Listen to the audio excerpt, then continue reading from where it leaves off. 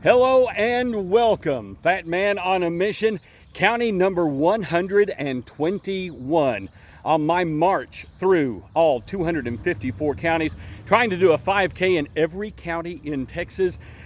We've been held up by COVID, deaths in the family, everything else, but the journey continues, and I'm glad to have you here with me.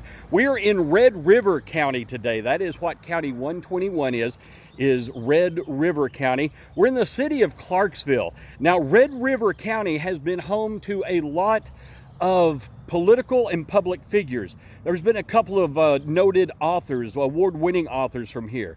One of the famous citizens was J.D. Tippit. He was the Dallas detective who was escorting Lee Harvey Oswald when Oswald was killed during that time in American history. Also, we have a couple of Johns and a couple of Jacks that we're going to get through, and even one William. And through them, we're going to tell the history of this part of Texas. Now, the first John that we're going to be talking about is John Garner. John Garner, code name or nickname Cactus Jack, which is probably one of the most Texas of nicknames that I've ever run across. He was the 32nd vice president, served 2 terms as vice president under Franklin Delano Roosevelt. This county was his home. Now, not Clarksville itself, but the county was, before he went on to national renown. Now, the other gentleman that I was thinking about was a gentleman by the name of James Clark. And you may think, oh, well, James Clark, he donated the land or something like that. And yes, that is all true. However, probably because of the significance of this young man, there probably would have been a city named for him anyway. Let's get into him a little bit. Now, we are on the extreme northern portion of East Texas Piney Woods area. A little bit less pine, a whole lot more oak in this part of the region, but still very heavily wooded once you get outside of town.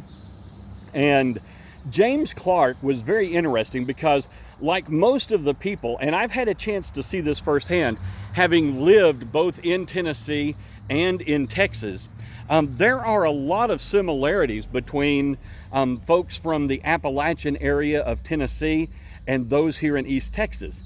And I used to wonder why that was until I started getting into some of Texas history. Most of the people that settled this area, Tennessee is where they came from.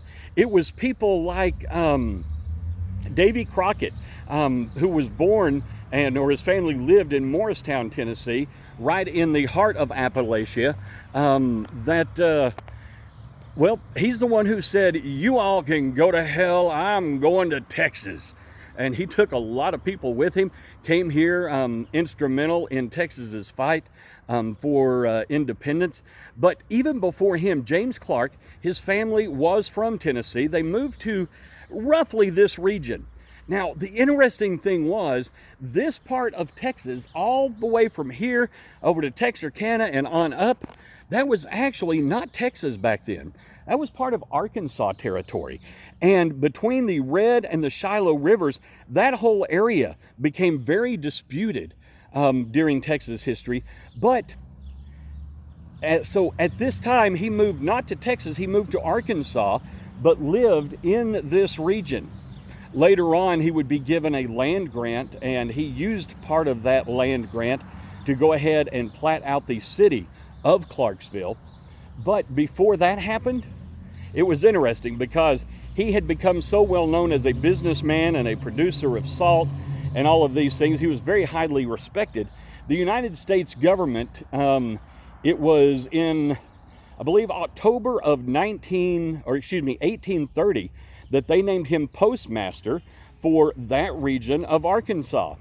In December of that year, however, he also signed an oath of citizenship to Mexico in hope of participating in one of their land grants, something that the nation of Mexico later reneged on and did not make any of those land grants available to him or any of the other people that they had made them in this area, which at that time was not known as Clarksville. This whole region was known by those in South Texas as Pecan Point.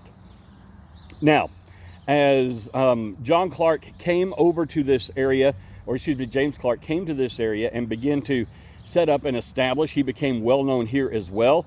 He ended up fighting for Texas independence, ended up mustering a crew that were known as the Red River Blues that fought for Texas independence.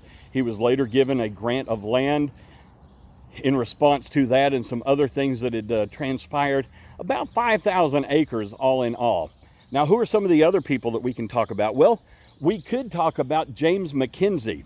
James McKenzie was a Methodist missionary who came back here to retire around 1841. And when he did so, he moved on to a former plantation. He got rid of the whole plantation idea, and instead he wanted to offer education to the boys of Red River County. And before too long, his house where he was teaching them was full. He had to build a schoolhouse. And so he went ahead, he built the schoolhouse, and that continued to grow and continued to grow. Before long, he had over 300 students in what would later be known as McKenzie College, and eventually spread out to where he was not just educating boys, he was also educating young women. And by the 1850s, it was the largest educational facility of higher education in the entire state of Texas. As you can see, not only agriculturally, but also from an education standpoint, a social standpoint, we were beginning to become kind of the hub of Texas, at least of North Texas, right here in Clarksville. And they continued that level of importance until the Civil War happened. Now, once the Civil War happened, there was still a lot of growth here because goods were able to travel up the Mississippi and then come over on the Red River. And the Red River is about 14 miles north of here, and they would drop things off and then transport the goods back and forth over land and get them out to points west and so, points east where the demand was, and it made it a very popular destination. However, the Civil War kind of decimated this area. Reconstruction really hit it hard. We watched population fall by about 50% in a very short period of time. The railroad did help when it came back, but by that time, places like Paris, Dallas, and all of that were already beginning to become more commercially viable and eventually eclipsed and went on to become what Dallas became instead of Clarksville. From a religious standpoint, a couple of very interesting things. Not too far from here in Gregg County, the community of Shiloh is where the first ever Presbyterian church was established. It was later disbanded there, picked up and moved here into Red River County as the first Presbyterian congregation. But even more interesting than that, if you go back to 1815, still very much during the frontier days of this region of Texas, there was a frontier minister and a friend of Stephen F. Austin by the name of William Stevenson. And this minister happened to go up right along the Red River, found a couple of folks that he befriended. He began meeting in their home. He preached to them and led them to conversion to Christianity underneath the Methodist Church. And in so doing, that was the first recorded preaching of a Protestant sermon here in the state of Texas, and that happened right here in this county back in 1815. So the Methodists were first in. They have long had a strong standing throughout Texas, but before the Civil War happened, there were the Presbyterian Church that I mentioned, the Methodist Church and Baptist all had a presence here in the county.